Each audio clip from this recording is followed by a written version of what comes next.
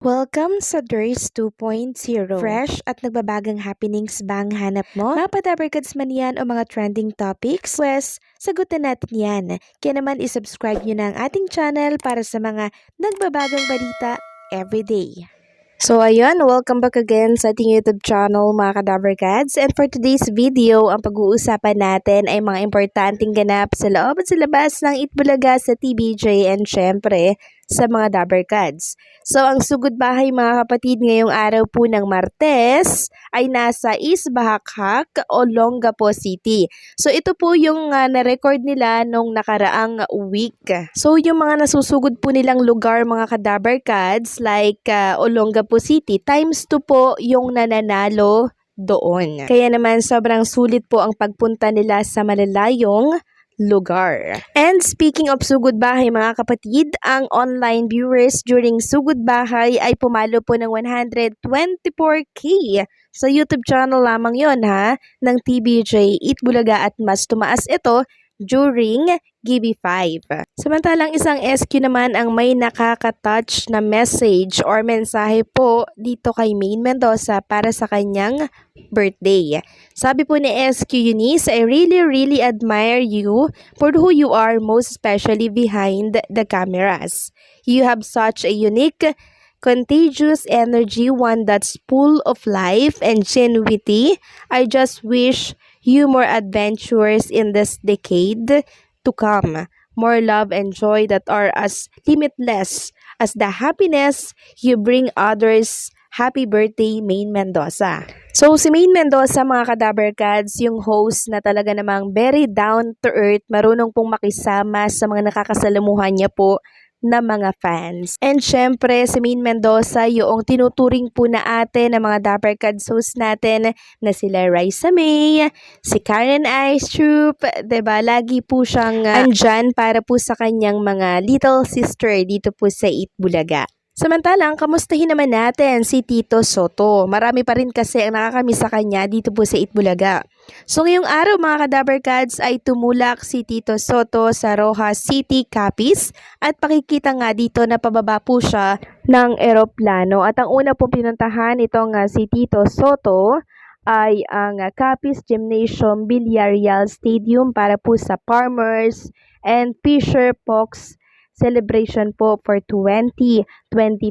So talagang pinagkaguluhan po si Tito Soto dito.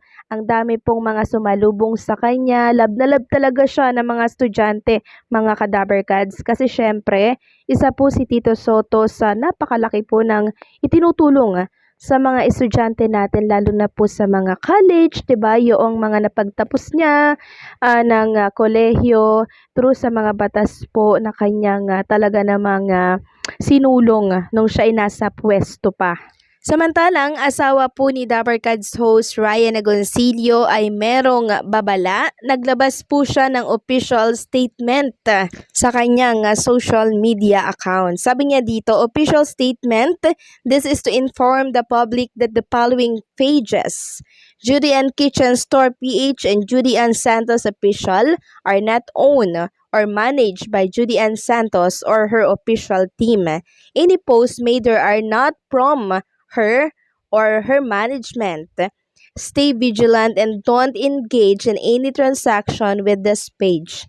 Thank you for your continuous support. So ayan nilagay niya po ng fake itong mga page na to na kung saan ay hindi niya po pagmamay-ari. So meron kasi mga naloloko yung mga page na yan, mga matatanda na nag-aakala po ay pag-aari ito ni Judy Ann Santos. So sa mga magpapalo naman po, dapat meron pong blue check or may badge siya na legit yung account bago nyo po i-follow, okay? Nang sa ganun na hindi po tayo naloloko or na-scam. Sabi pa niya dito mga Kadabarkads, please report any suspicious account and follow our page for real updates listed below. Thank you for your continuous support. Samantalang, ang TV5 naman mga Kadabarkads ay nag-launch ng kapatid live stream on YouTube. Sabi nga dito, no TV, no problem because you have no reason to miss your favorite TV shows as Kapatid Livestream officially launched on YouTube with daily livestream of your favorite Kapatid show. Please check the daily livestream schedule below. So Monday to Friday, andyan po nakalista dyan. Saturday, Sunday, andyan po lahat mga kadaber gods. So kung wala kayong TV, pwede kayong manood sa YouTube dahil ang TV5 ay nag-launch na po ng kapatid live stream. Okay? Samantalang, pag-usapan naman natin ang tungkol dito sa isang host ng Eat Bulaga na kung saan ay sinugod po sa doktor or pinarelease po sa orto.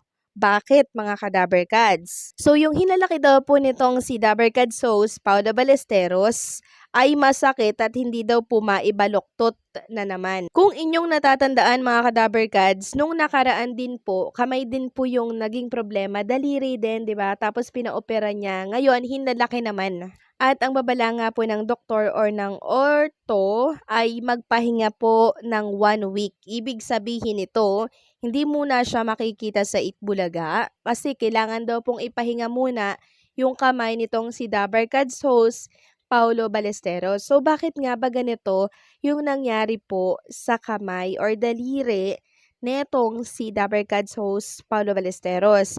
Sabi nga po ni Chicky Ballesteros, kapatid po ni Paulo, overwork daw po ang dahilan tapos kakastyle ng gown at saka ng wig. Si Paulo Ballesteros po kasi ay stylist din. Siya po yung mga nag-i-style ng mga sinusuot niya. Dahil nga po dito mga ka-Dabarkads, marami po ang nag-alala sa kanyang kalagayan. Okay naman po si Paulo Ballesteros mga ka-Dabarkads. Yun nga lang po, kailangan niya pong mag-rest. Hindi muna siya makikita syempre sa Itbulaga. Pero kahit ganito po yung iniinda ni Paolo Ballesteros, masakit po yung kanyang hinlalaki, masiyahin pa rin po siya at nakukuha niya pa rin pong magpatawa sa camera kasama po ng kanyang mga pamilya. So narito po yung ilang komento ng mga netizen at Dabarkads tungkol dito kay Paolo Ballesteros sa sinapit nito. Sabi dito, Mama Pau, get well soon, ang hirap kumilos niyan, lalo pa at thumb, masaling lang, biglang nababaluktot na lang at napakasakit talaga. Praying for your speed recovery at nawawala ng kasunod na daliri. Komento pa ng isa, pahinga daw ng 1 week pero kay Paulo 3 hours lang daw. Ingat Pau and family. Hindi ka natin sure kung papasok ba siya sa Itbulaga bukas. Araw yan ng Miyerkules kasi live ang Itbulaga, 'di ba? Pero ang order kasi nung kanyang doktor ay magpahinga daw ng 1 week.